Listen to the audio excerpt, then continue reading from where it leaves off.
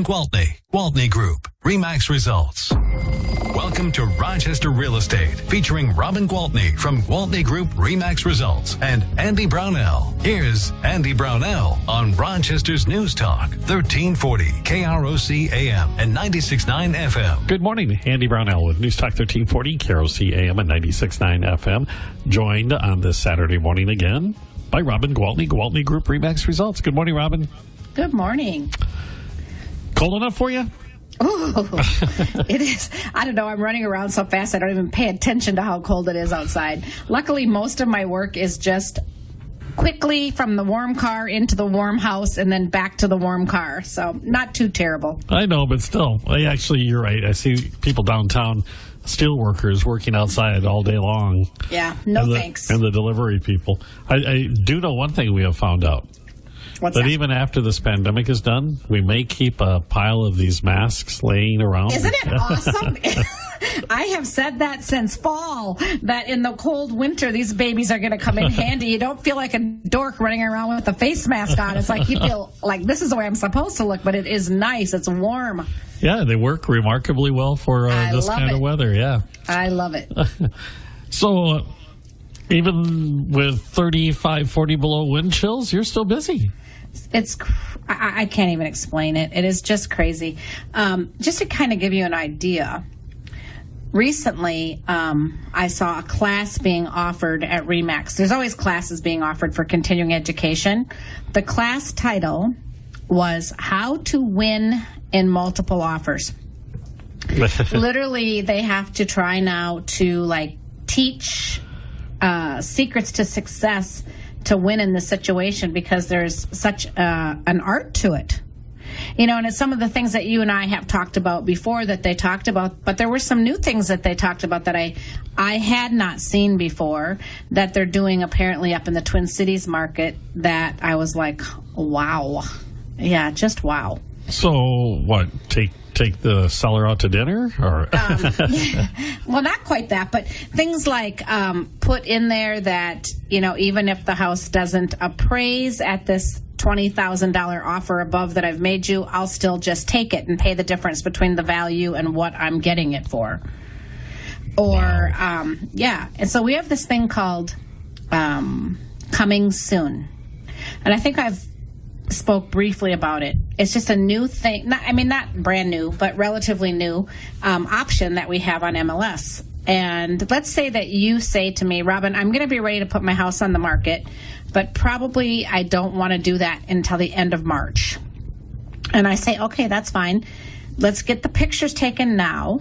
Let's get it out on the MLS under the Coming Soon category so people can start to drool over it. Okay? Like, oh my gosh, I want to get in that house. Because if they have from now until it's going to go live, there are going to be a lot of people interested in getting in your house. Okay? I bet. So then what happens is they have their agents start to make appointments now, and then all of a sudden we can see, all right, we've already got, we're not going live for 6 more weeks, but we've already got 20 people in line to see your house. That's kind of a far stretch. Usually it's more like 3 weeks out, but just basically to put the feelers out, let people know it exists, and they can put their appointment on the books. But the rules with Coming Soon is nobody can show that house early, not even the listing agent. So if I put it out there as Coming Soon and somebody calls me and says, oh my gosh, Robin, I've always loved that house. I want to get that house. I want to get in there before anybody else. Can you please get me in there? I have the absolute same playing field as any other realtor in the MLS. I have to look at the schedule and see what's available in the Coming Soon, and I have to show it at that time. Cannot get in there ahead of time. Okay? So up in the cities, there's no rule about accepting offers during the Coming Soon stage. Okay? There's only offers about showing it. So people are making offers sight unseen to the Coming Soons to get their offer accepted and not have to wait or get into a bidding war. That's, to me, that's crazy, okay? Isn't that just wild? So the seller then could be presented with a very lucrative offer before they're even selling the house. Before they're even on the market. They have signed a listing contract saying coming soon, meaning available for showings at a later date, but open to accept offers immediately. But that kind of puts them in a situation where, I mean, the first thought that comes to my mind is, boy, they're offering this much now. What will these people offer after if I let it go to market? It's a really good point. And, you know, when I have this conversation with sellers, I tell them, now, the sky is not the limit. Maybe if you've got these people writing offers saying, I'll pay over and above the appraised value, I think that's crazy, okay? But the appraised value, for the most part, is the limit, because most people are getting a loan from a bank to buy a house. They're getting a mortgage. And the bank is not going to give that mortgage if the people are trying to borrow more than the house is worth. Otherwise, you got to come up with the cash, right? Well, even so, a lot of times they don't want to do it. You know, I mean, if you had the cash to cover the difference, sure. But let's face it, we're talking about a price range where a lot of times this is the first time home buyer. And a lot of these people are putting 3.5% or 5% down, sometimes 10, you know, on occasion 20. But they're not going to have the money to do that typically and give cash for over and above the appraised value. Because then if I'm the lender, I'm going, well, why didn't you put that in the down payment? Well, yeah. Or just, you know, why do you want to put yourself in this situation? Yeah, because what you're betting is that the appraised value will catch up at some point. Yeah, and just keep going up. Yeah. And there's a chance it will, but the other part of that is how long are you going to be there to allow that to happen? Because with Rochester being Rochester, we have a lot of people coming and a lot of people going. So we sell a lot of houses after 2, 3, 5, 6, 7 years. And sometimes those people are moving up into a bigger and more expensive house in Rochester, and sometimes they're moving on. Let me ask you this, the coming soon option. What information is made public when it's in that mode? Is it just a picture of the house? All of the pictures. So we do, you know, the whole photo shoot with all of the inside and outside pictures and the information about the house. So basically the number of bedrooms, number of bathrooms, square feet, year built, all of that information is there. Okay. You just can't see it yourself. Correct. Okay, not for me. Becoming kind of a gamble, I know, but this is the thing. Desperate times call for desperate measures. So when people are running out of inventory, so that is happening in the cities. I don't know of that happening here in Rochester. Okay. I certainly haven't had anybody on my team putting in an offer on a house that their person hasn't seen and they haven't seen. Sometimes houses that our clients haven't seen only through, you know, virtually or through FaceTime or a Zoom call walking around the house, but never, ever a house that we haven't ourselves been in and seen. Because you wouldn't be able to get an inspector in there either, I suppose. Right. No. Yeah, that's... So interesting. That's living large, as they say. Yeah, and then in some situations, we were being told that people would bring in this crazy, outrageous offer, like, okay, I want that house really bad, so I'm going to give you, you know, it's a $300,000 house, I'm going to give you $330,000. You know, I'm going to go 10% over your asking price because I want it, and I'm going to make it contingent upon an inspection, and I'll have that inspection done in the next, you know, whatever, days or however. Then they have to change the status from coming soon to active, and then the inspection gets done, and then they say, oh, never mind, it wasn't worth $30,000 over, we're walking away. Well, but that means it's on the market at that point, too. So then it would be on the market. So if you're not really ready for the showings and the offers, so it's just, I don't know. I think it's murky waters. It's kind of crazy. Do we see a lot of those coming soon here? Yes, we're seeing a lot of coming soon. As a matter of fact, this past week, I have one family that's coming in from Wisconsin, and they need to close the middle of April, and their biggest fear is that they're not going to find a house that they like in time that they can close by the middle of April. And I said, oh no, every single day there's something new. You know, I mean, it'll be fine. We just have to move fast, jump on it. I'll have new listings that'll fit your criteria. We will be fine, I promise. But it's pressure. And so this week there were 3 coming soons that I was able to just FaceTime with them for, and one of them that they really like.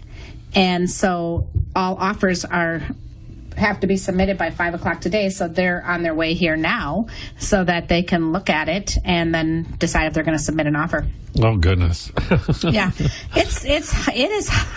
I'm just telling you, the stress level is a little crazy these days. When we first started doing this program, when I had that red hot spring market, this is hotter than that. This is a red hot winter market. Yeah, it is really. Yeah, it is crazy. Okay, crazy but fun. We have to take a really quick break. We'll come right back in a moment with Robin Gwaltney, Gwaltney Group RE/MAX results on News Talk 1340 KROC AM and 96.9 FM. We'll be right back with Robin Gwaltney and Andy Brownell on Rochester Real Estate. This is News Talk 1340 KROC AM and 96.9 FM. Excuse me. I know you have a 9 o'clock, so I'll keep this short. With Robin Gwaltney from Gwaltney Group RE/MAX results and Andy Brownell on Rochester's News Talk 1340 KROC AM and 96.9 FM. Welcome back, Andy Brownell, News Talk 1340 KROC AM at 96.9 FM with Robin Gwaltney, Gwaltney Group RE/MAX results. And you were telling me in the first segment that these are some of the things you're learning or learned through one of the continuing education programs that was on. I didn't actually attend the class. Okay. It's what they were teaching at the class. Some of the people on my team went to the class. Oh, great. Okay. I mean, I wasn't surprised to hear many of the tactics because most of them, are well known. But I was just mentioning that those were some of the things that I hadn't heard before. The whole making an offer on a coming soon without anybody getting in to see it, the realtor or the buyer, and then making crazy, outlandish offers only to make it contingent upon an inspection and then walk away after they see the house. So I don't know. It's but in that case, the seller doesn't have to accept that, right? I mean, they can just say no and then keep it as a coming soon. Okay. Of course they can. Absolutely they can. So, I think this brings me to the point where never before have I ever felt it's more important for a seller to have a pre-inspection, because when we're getting these multiple offers, somebody is coming in there and going to write an offer not contingent upon the inspection. I mean, it's one of the tactics to win, right? Waive your inspection.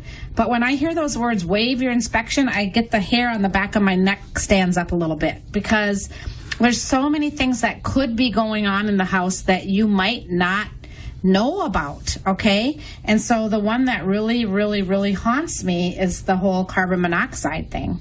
And, people have been known to have a cracked heat exchanger on their furnace, not knowing that, and having carbon monoxide leaking into their house. So I'm like, okay, we're starting to get a little reckless when just to win we'll say no inspection because that's what it takes to win, because if we don't, somebody else is going to, and it's just like, ugh.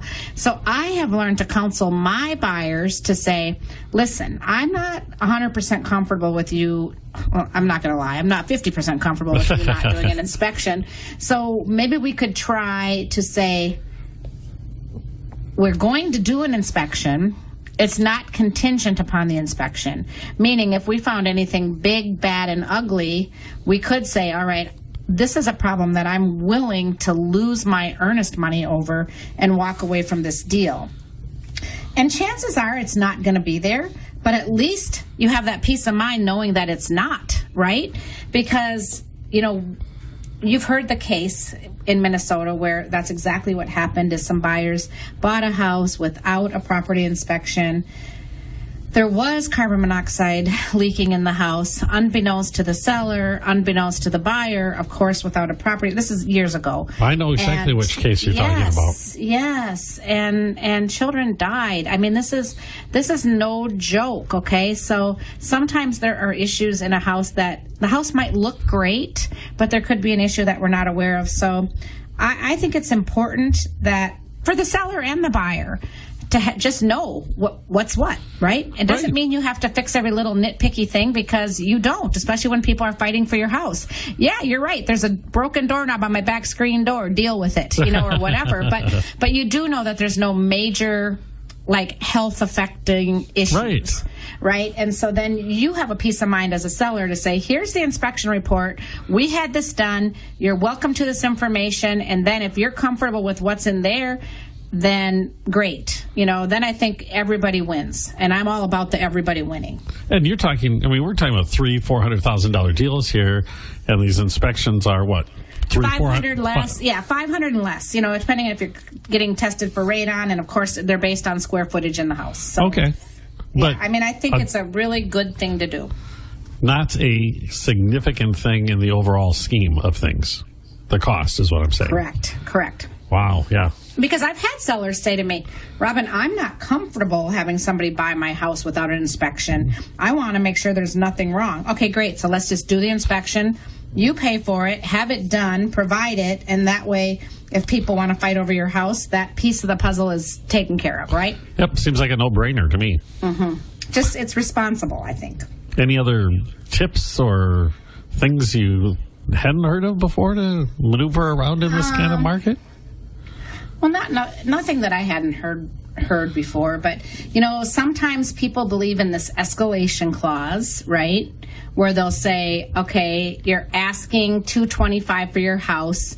I'm going to come in at $230. I'm really willing to give you $240, but I only want to beat the best offer by $1,000. So if somebody else only came in at $235, you'd only have to go $236 to win. What I have seen is that when an agent has 6 or 7 or 10 or 11 offers to go through, a lot of agents will say, do not send me any escalation clauses. Just send your best and final offer, because if you're willing to pay $240, then just put the $240 on paper. Take your chances. So it's just different because of the market. Yeah. You have to be ready to do this if this is what you want to have happen. The best advice that I can give any buyer that's buying in a multiple offer situation is make sure that you line yourself up with a very qualified agent who has experience in this, and an agent who has relationships with other agents and has the tools it's going to take to get it done for you. When you were talking about these prices, I guess I'm going to be a little bit confused, because if they're moving up that much above what the asking price is, are we not entering that territory of going way above the actual appraisal value? Yeah. No, because a lot of times they're being priced right at that sweet spot, knowing that it's going to create a feeding frenzy and multiple offers, okay?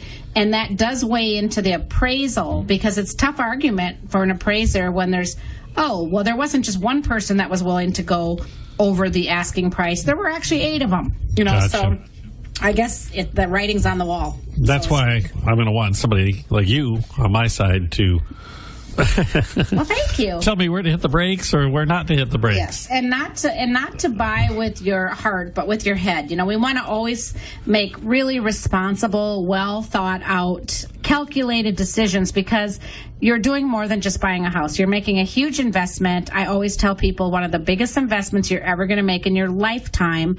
So the truth is, we need to be really professional and serious and well calculated throughout this process.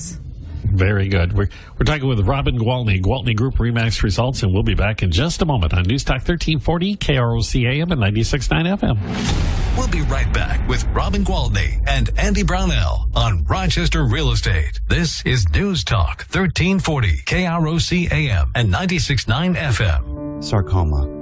Odds are you've never heard that word before. Robin Gwaltney from Gwaltney Group RE/MAX Results and Andy Brownell on Rochester's News Talk 1340 KROC AM and 96.9 FM. Welcome back, Andy Brownell, along with Robin Gwaltney, Gwaltney Group RE/MAX Results here on News Talk 1340 KROC AM and 96.9 FM.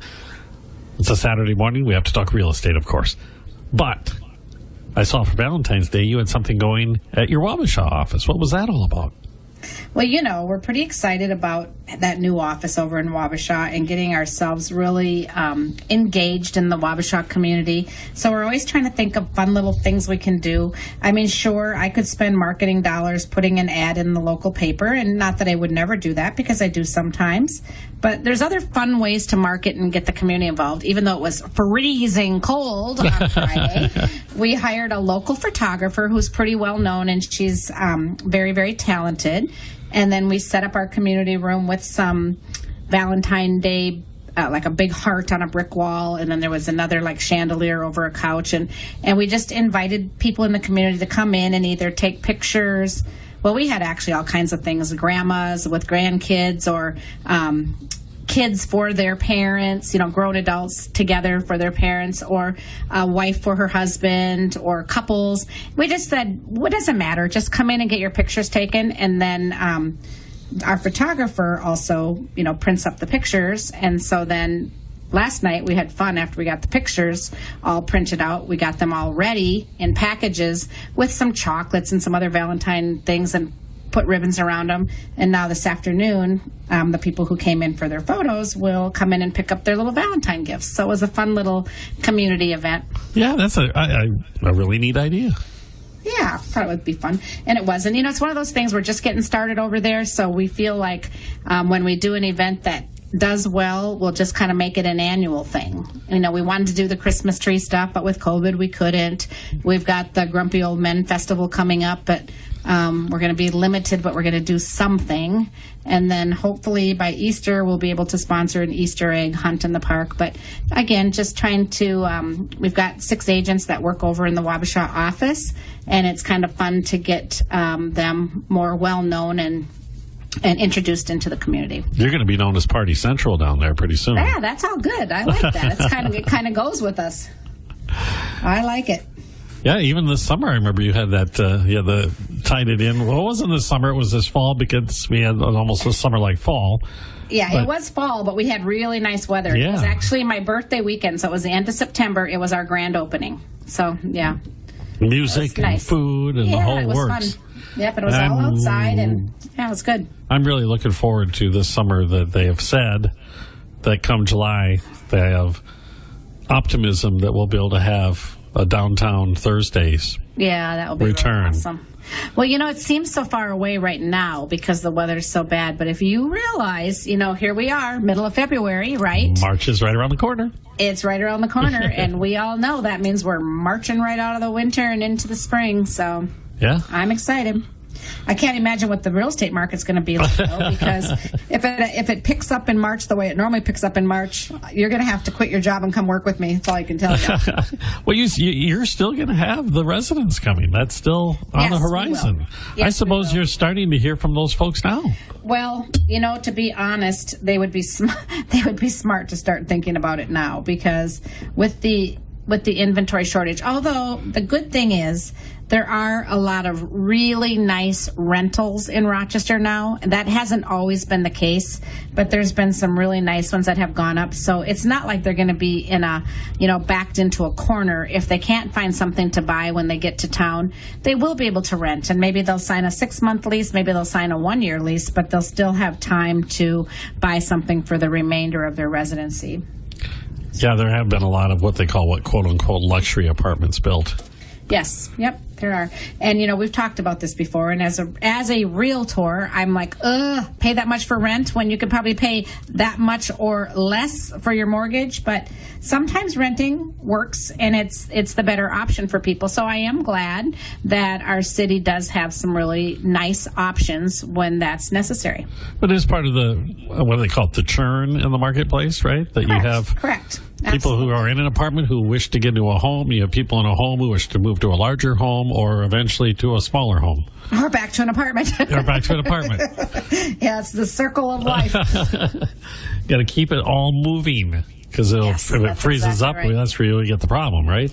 Right. No, that's just it. And so, what we really want to see and will welcome is more developments and more new neighborhoods, more construction, because that just opens the floodgate so that the people who currently have homes but want a newer one or a bigger one or a smaller one, whatever the case may be, can then move into that new place, and then we have, we create inventory to sell. And that's what we need to keep it moving, and there are a lot of signs of that happening, a lot of new developments in the works. So the future of real estate in Rochester and surrounding areas is super exciting. That's awesome. So if you're listening and you are thinking about selling your home, I think the message I've heard is right now. The time to now's the time. So make sure you have a place to go, though, or you will be homeless. Well, that's why they need to talk to you, to have that plan laid out. Yeah. So how do we get? I can absolutely help. How do we get Call home? on my cell phone. My cell phone is always with me. That phone number is 507-259-4926. Well, okay, Robin. Next time we speak, I think it's going to be warmer. And as a woman, Andy, I just find it my responsibility to remind you that tomorrow is Valentine's Day. It may be really, really cold, but it's still Valentine's Day. Yeah. I've got it. It's there. Thanks, Robin. All right. Bye-bye. Bye. Talk to you next week on News Talk 1340, KROC AM at 96.9 FM. Mayo Clinic Radio on the